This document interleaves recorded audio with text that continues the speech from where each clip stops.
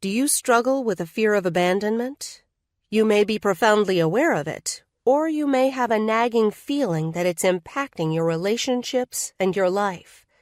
Let's look at some of the ways that fear of abandonment can create a barrier to lasting and loving relationships. Do you feel like you have to be perfect, or you will be rejected? Do you tolerate criticism or other emotional abuse to avoid being alone? Do you hide your true self because you feel that you will be found not good enough? Do you panic when you don't receive an immediate response to a text, email, or voicemail?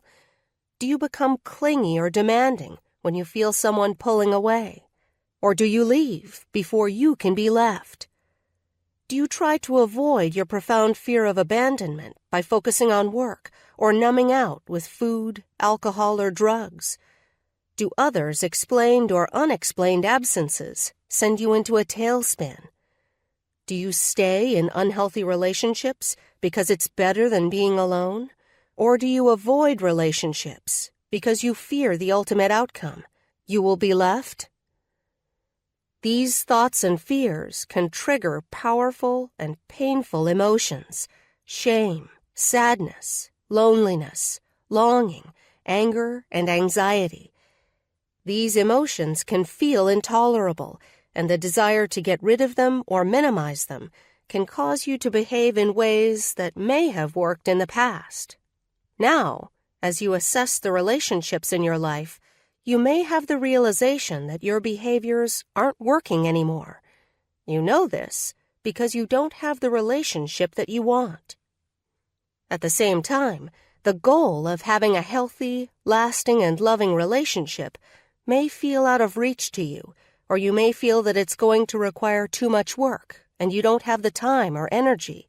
You may be asking yourself if it's worth it to risk making yourself vulnerable to the possibility of more emotional pain when you feel like you've experienced enough for a lifetime. We all know the pain of being in a relationship that leaves us feeling sad, lonely, misunderstood, unlovable, unsafe, and longing for more, but not necessarily believing that we deserve more. Many of us don't know what it's like to be in a healthy relationship that makes us feel loved, worthy, understood, valued, respected, and appreciated for who we are, flaws and all.